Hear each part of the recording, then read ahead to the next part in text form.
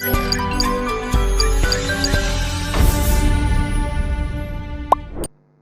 Assalamualaikum warahmatullahi wabarakatuh. Selamat pagi dan selamat bertemu kembali anak-anakku semua dalam pelajaran akidah akhlak kali ini. Ya, alhamdulillah rabbil alamin. Untuk kali ini kita bisa bertemu lagi untuk pembelajaran akidah akhlak. Tapi sebelum kita mulai, sebelum kita masuk ke pembahasan nanti akidah akhlak, mari kita awali terlebih dahulu pertemuan kita kali ini dengan bersama baca surat Al-Fatihah, dengan harapan semoga dengan bacaan surat Al-Fatihah Allah akan memberikan kemudahan kita dalam belajar dan memberikan ilmu yang manfaat bagi kita semuanya. Ala hadiniyah wa ala kulli niyatin salihah. Al-Fatihah. A'udzu billahi minasyaitonir rajim. Bismillahirrahmanirrahim. Alhamdulillahi rabbil alamin arrahmanir rahim maliki yaumiddin. Iyyaka na'budu wa iyyaka nasta'in. Ihdinas siratal mustaqim. Siratal ladzina an'amta 'alaihim ghairil maghdubi 'alaihim waladdallin. Rabbi ighfirli wa liwalidayya amin. Ya, anak-anakku semua, di tampilan awal ya, Pak Alvan sengaja menampilkan tentang satu flyer tentang pendaftaran MI Barisan Surakarta. Jadi bagi yang masih punya adik atau punya saudara yang mau masuk SD, maka tidak ada salahnya ditawari untuk masuk ke MI Barisan Surakarta. Jadi untuk tahun pelajaran ini tidak ada tes calistung ya, untuk khusus masa corona ini, maka untuk masuk ke MI tidak perlu ada tes calistung. Ini hanya sekedar sponsor, pesan sponsor ya. Mari kita masuk ke pelajaran akidah akhlak, di mana kali ini kita akan membahas tentang soal PTS yang sudah kalian kerjakan di beberapa waktu yang lalu, di mana sudah dikerjakan dan dikumpulkan jawaban uriannya, dan kali ini akan kita bahas baik itu nanti untuk soal pilihan gandanya maupun soal isian dan uraiannya. Baik, mari kita mulai bahwa yang pertama adalah soal pilihan ganda. Sebetulnya soal ini cukup mudah karena materinya apa yang ada di dalam buku kalian dan sudah Pak Alvan sampaikan di dalam kesempatan sebelumnya. Ya, untuk yang pertama di sini pertanyaan adalah kalimat thayyibah yang berfungsi untuk memohon ampun kepada Allah adalah titik-titik. Ini sangat mudah karena kalimat thayyibah yang diajarkan di semester ini, di tengah semester ini hanya satu saja, yaitu istighfar. Jadi kalau secara logika ya cuma istighfar ini saja. Nah, akan tapi memang kalimat yang berfungsi untuk memohon ampun kepada Allah itu adalah kalimat astaghfirullahaladzim, yang artinya aku memohon ampun kepada Allah Subhanahu wa taala yang Maha Agung. Aku memohon ampunan kepada Allah Subhanahu wa taala yang Maha Agung. Nah, astaghfirullahaladzim itu disebut dengan kalimat istighfar. Kemudian yang kedua, kalimat istighfar merupakan wujud dari titik-titik manusia kepada Allah. Ini ada hubungannya dengan pertanyaan pertama. Memohon ampun itu berarti dalam rangka untuk bertaubat kepada Allah. Ya. Memohon ampun itu intinya dalam rangka untuk memohon bertaubat kepada Allah Subhanahu wa taala. Karena taubat yang baik, taubat yang benar itu adalah pertama dengan menyesali perbuatan yang pernah dilakukan, perbuatan buruk yang pernah dilakukan. Kemudian yang kedua, memohon ampun kepada Allah. Yang ketiga, tidak akan mengulangi perbuatan tersebut. Itu baru dikatakan sebagai taubatan nasuha atau taubat yang sesungguhnya. Jadi istighfar merupakan wujud dari taubat manusia kepada Allah Subhanahu wa taala. Selanjutnya, yang nomor 3, saja agak cepat, yang termasuk kesalahan atau dosa kepada Allah ditujukan oleh nomor berapa? Jadi kesalahan itu bisa kepada sesama manusia, bahkan bisa kepada sesama makhluk Allah, dan juga bisa kesalahan itu kepada Allah Subhanahu wa taala. Maksudnya apa? Tidak menempatkan hak Allah pada tempatnya. Contohnya apa misalnya? Kita berbuat syirik menyekutukan Allah, itu berarti kita dosa kepada Allah. Kemudian misalnya kita tidak menjalankan kewajiban yang diwajibkan oleh Allah, tidak menjalankan sholat 5 waktu, berarti dosa kepada Allah. Tapi kalau kita memukul teman, berarti itu kesalahan kita kepada orang lain, gitu ya. Ya, yang di bawah ini yang merupakan dosa atau kesalahan kepada Allah, yaitu kalau membicarakan aib orang lain, itu merupakan kesalahan kepada orang lain, harus minta maaf.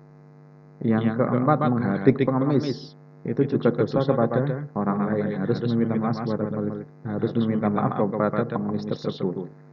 Mengambil harta seseorang tanpa izin, mencuri, itu juga harus minta halalnya orang tersebut atau mengembalikan. Tetapi yang nomor 2, mendatangi seorang dukun dalam rangka untuk meminta ramalan atau menanyakan tentang nasib atau mengadukan tentang permasalahan dan sebagainya untuk ditangani menurut ilmu sihir dan sebagainya, itu merupakan kesalahan atau dosa kepada Allah. Karena apa? Karena telah berbuat kesyirikan. Itu ya.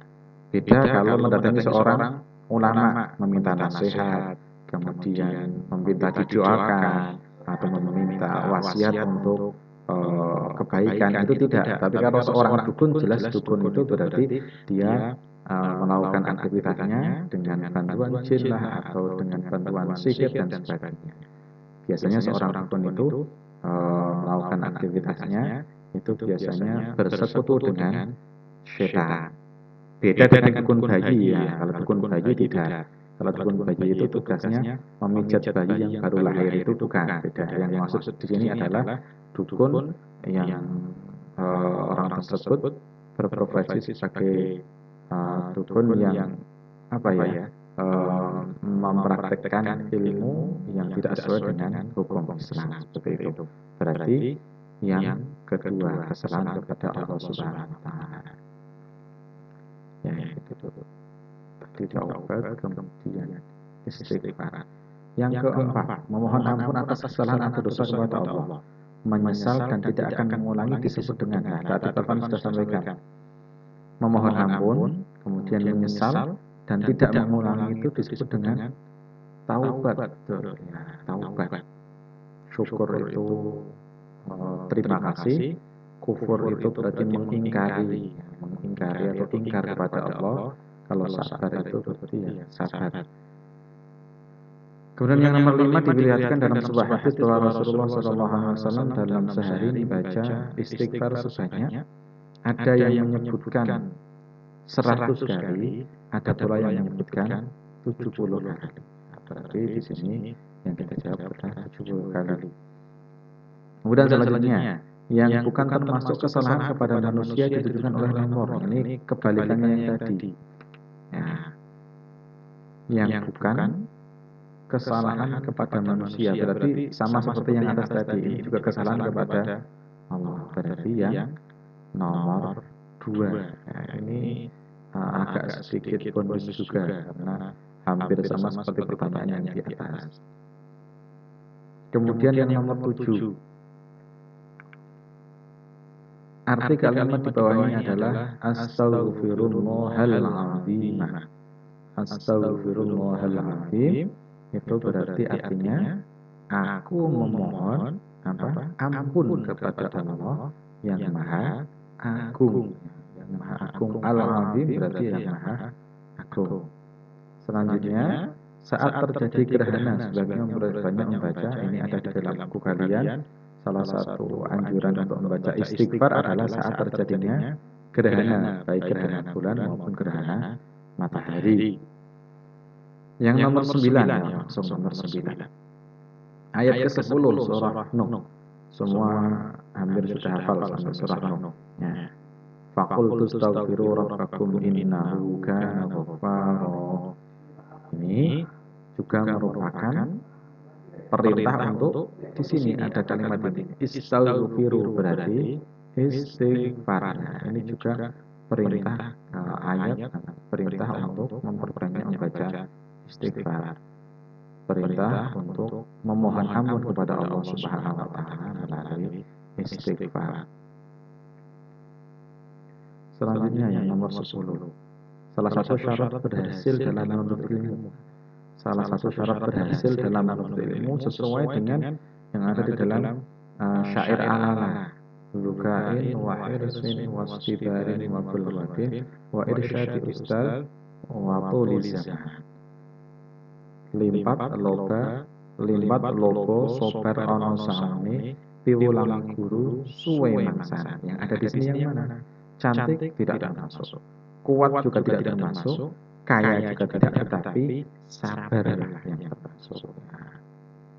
Nomor 11, nama-nama Allah yang baik ini pasti semuanya tahu. Kalau nama-nama Allah yang baik disebut dengan Asmaul Husna. Selanjutnya, seorang yang bergaul dengan semua teman tanpa membeda-bedakan. Tanpa membeda-bedakan bentuk, rupa, warna kulit, dan sebagainya. Ini berarti mengimani Allah yang maha pembentuk rupa. Karena bentuk, rupa, warna kulit, dan sebagainya itu merupakan ciptaan Allah. Maka kita harus mengimani itu. Salah satunya apa? Dengan tidak menjelek-jelekkan, dengan tidak membeda-bedakan orang berdasarkan warna kulitnya, berdasarkan bentuk wajahnya dan sebagainya. Berarti apa? Yang Allah maha membentuk rupa berarti termasuk al-musawwir. Al-musawwir adalah Allah yang maha pembentuk rupa, al-musawwir. Selanjutnya, orang yang beriman dengan sifat Allah al-qawi. Al-qawi artinya yang maha kuat. Al-qawi adalah yang maha kuat. Ya, kalau kita mengimani Allah itu memiliki sifat al-qawi, berarti sikap kita adalah tidak semena-mena, tidak semena-mena dan menyadari bahwa hanya Allah lah sumber kekuatan. Kekuatan yang kita miliki itu sebetulnya adalah pemberian dari Allah. Ya. Nomor 14. Kekuasaan manusia bersifat terbatas, sedangkan kekuasaan Allah bersifat jelas. Kebalikan dari terbatas adalah tanpa batas. Tanpa batas. Kembali ke yang ke-11 tadi, bahwa ketika kita menyadari bahwa kita ini adalah makhluk yang lemah dan Allah itu yang maha kuat, maka tidak akan ada lagi orang yang menyombongkan dirinya. Nah, karena semua apa yang kita miliki sebetulnya merupakan pemberian Allah. Jika Allah mengambil, ya sudah kita tidak punya apa-apa, termasuk kekuatan. Maka kalau kita merenungi bersifat ini, kita akan menjadi seorang yang rendah hati, bukan yang tinggi hati. Yang nomor 15, kelak di akhirat seluruh manusia tidak akan bisa lepas dari pengadilan Allah. Allah akan mengadili perbuatan manusia dengan cara yang paling bijaksana. Perlu diperhatikan, paling bijaksana, bukan adilnya ya, paling bijaksana. Nah, bijaksana itu maha bijaksana. Allah bersifat maha bijaksana, memiliki nama maha bijaksana. Berarti Allah yang maha, Allah yang bersifat al-hakim, memiliki nama al-hakim. Nah, itu untuk jawaban pilihan ganda. Nah, selanjutnya yang untuk isian yang nomor 16, salah satu syarat berhasil dalam menuntut ilmu adalah tulis zaman. Tulis zaman itu berarti zaman itu waktu, tulun atau tul itu berarti panjang, tawilun dari kata tawil. Berarti kalau tulis zaman berarti panjang waktunya atau lamanya waktu. yang dimaksud dengan tuli zaman itu namanya waktu. Wa tuli zamani, lan sing suwe mangsane. Suwe mangsane berarti lama waktunya. Belajar tidak bisa secara instan. Hari ini belajar, nanti sore langsung pinter jadi jenius, nggak bisa. Harus lama waktunya dan harus istiqomah. Rasulullah tertulis atau terjaga dari perbuatan dosa. Disebut apa yang seperti itu? Namanya sifat maksum. Maksum namanya terbebas dari segala bentuk dosa atau terjaga dari perbuatan dosa, itu disebut dengan maksum. Kemudian berpikir saat waktu sahur, yang paling afdol adalah dengan membaca yang tadi apa? Istighfar. Kalau zikir pada saat sahur itu yang paling bagus dengan baca istighfar. Astaghfirullahaladzim, astaghfirullah rabbal baraya, astaghfirullah minal khotoya. Lebih baik lagi dengan bacaan istighfar yang panjang atau sayyidul istighfar. Allahumma anta rabbi la ilaha illa anta khalaqtani wa ana abduka wa ana ala ahdika wa wa'dika mastata'tu a'udzubika min syarri ma sana'tu abu'u laka bi ni'matika 'alayya wa abu'u bi dhanbi faghfir li fa innahu la yaghfiru dzunuba illa anta. Ini perlu dihafalkan. Yang nomor 19, orang yang bertaubat tidak akan titik-titik kesalahannya. Kalau sudah bertaubat, berarti dia tidak akan mengulangi kesalahannya. Kalau bertaubat kok masih mengulangi, itu berarti taubatnya taubat sambel. Karena apa? Oh, aku orang makan sambel harus pedes tenan. Tapi besok masih mengulangi lagi makan sambel lagi. Berarti kalau orang kok bertaubat masih mengulangi perbuatannya, itu namanya taubat sambel. Nah, kalau bertobat berarti tidak mengulangi lagi. Orang yang banyak membaca istighfar, dosanya akan diampuni. Orang yang melakukan istighfar dengan sepenuh hati bahwa itu merupakan permohonan maafnya kepada Allah, maka dosanya akan diampuni oleh Allah. Allah dengan mudah menumpahkan air laut ke daratan hingga terjadi tsunami. Ini berarti menunjukkan bahwa Allah itu maha kuat. Kalau maha kuat berarti Allah bersifat Al-Qawi, memiliki sifat Al-Qawi yang maha kuat. Allah maha memberi bentuk. Nah, ini mudah. Allah memiliki asmaul husna. Tadi yang di atas sudah ada Al-Musawwir. Al-Musawwir. Sedangkan Allah yang berkuasa, ini garis bawahnya. Allah yang berkuasa atas apa yang terjadi di langit dan di bumi. Allah punya sifat berkuasa berarti Al-Qadir. Suka menolong yang lemah merupakan salah satu cara menandai asmaul husna. Apa? Kalau suka menolong yang lemah berarti kita sadar bahwa kita memiliki kekuatan untuk dimanfaatkan pada kebaikan. Berarti kita meneladani asmaul husna yang Allah itu maha kuat memberi kekuatan kepada hambanya. Berarti apa? Al-Qawi. Di sini jawabannya Al-Qawi.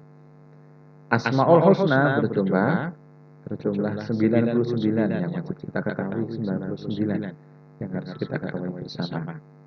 Meskipun Allah memiliki nama-nama yang lain selain Asmaul Husna, tetapi yang harus kita ketahui yang termaktub di dalam Al-Quran itu adalah 99 tersebut. Selanjutnya yang Romawi 3 atau Raya. Sebutkan waktu-waktu yang dianjurkan untuk membaca istighfar. Dia ada banyak sekali. Ya, bisa di saat terjadi gerhana, saat terjadi gerhana matahari maupun gerhana bulan. Kemudian di saat waktu menjelang terbitnya fajar. Menjelang terbitnya fajar shadiq itu berarti di saat menjelang waktu subuh, yaitu di waktu sahur. Itu dianjurkan untuk membaca istighfar. Kemudian di saat melakukan sebuah kesalahan, maka kita juga dianjurkan untuk membaca istighfar ini. Dan juga di saat sholat istisqa misalnya. Sholat istisqa itu sholat untuk memohon hujan. Nah, ketika sholat untuk memohon hujan, maka salah satu yang dianjurkan itu dengan memperbanyak istighfar. Karena apa? Karena barangkali Allah memberikan cobaan kepada kita berupa kemarau panjang, itu bisa saja diakibatkan karena dosa yang kita lakukan. Tuliskan lafaz istighfar lengkap dengan harakatnya. Ini kalian bisa, dan tadi di atas sudah ada Astaghfirullahaladzim. Yang selanjutnya ini sesuai dengan yang kalian hafalkan, yaitu kalimat di bait kedua alala, kitab alala, yaitu dugain wa hirsin wa istibarin wa qurratin wa irsyadil ustadin wa tuli zaman. Nah, bisa diharokati langsung. Nah, ini terkait dengan menghormati teman sesuai dengan bentuk fisiknya masing-masing. Ada yang tinggi besar, ada yang kulitnya kuning, ada yang sawo matang, ada yang kecil, ada yang gemuk dan sebagainya. Itu semua adalah pemberian Allah yang maha al-musawwir, yang maha pembentuk rupa. Maka dari itu sikap kita bagaimana? Sikap kita harus menghormati semua perbedaan itu dengan tidak membeda-bedakannya. Jangan tidak membeda-bedakan berdasarkan pada bentuk wajahnya, warna kulitnya dan sebagainya. Itu sikap kita. Harus saling menghormati terhadap apa yang dimiliki oleh teman. Seperti itu. Kemudian yang nomor 30, apabila kita berbuat salah kepada sama manusia, apakah kita cukup mengucapkan istighfar? Kalau salahnya kepada manusia, maka harus meminta maaf, harus meminta halalnya kepada sesama manusia tersebut. Misalnya habis memukul teman, maka kita harus meminta halalnya kepada teman tersebut untuk memaafkan kita atas tindakan yang kita lakukan. Berbeda kalau salah kita kepada Allah, dosa kita kepada Allah, maka kita perlu bertaubat, mengucap istighfar, kemudian tidak akan mengulangi, kemudian menyesal dengan perbuatan yang telah kita lakukan. Tapi kalau kesalahannya kepada teman, tidak cukup dengan istighfar, harus dengan meminta maaf kepada teman yang sudah kita nakali atau kita berbuat kesalahan kepadanya. Ya, itu pembahasan terkait dengan pelajaran akidah akhlak. Alhamdulillah ada banyak yang jawabannya tepat dan bagus, benar. Tapi juga masih ada satu dua yang masih belum tepat. Ada yang masih terkesan ngawur, ada juga yang copy paste dari jawaban yang ada di Google. Paham betul mana yang itu merupakan pekerjaannya sendiri, mana yang mencari dari sumber-sumber mereka. Tapi tidak apa-apa. Yang jelas banyak dari kalian, sebagian besar sudah mengerjakan dengan baik. Bagi yang masih sembrono dalam mengerjakannya, jangan pernah diulang lagi. Nanti akan ada penilaian secara khusus dari Pak Alvan, akan ada mungkin jabri secara khusus dari Pak Alvan untuk nanti memperingatkan bagi yang kemarin dalam mengerjakan tugas dalam mengerjakan PTS ini masih belum serius, karena belum semuanya mengerjakannya dengan penuh tanggung jawab. Seperti itu, cukup sekian, dan setelah ini silakan dipelajari untuk bab selanjutnya sesuai yang ada di buku paket. Nah, demikian kurang lebihnya mohon maaf. Mari kita akhiri pembahasan soal pada kesempatan pagi siang hari ini dengan baca hamdalah. Alhamdulillahirrahmanirrahim. Dan kalau cukup sekian, Allahumma fikirlah wa mitalik. Wassalamualaikum warahmatullahi wabarakatuh.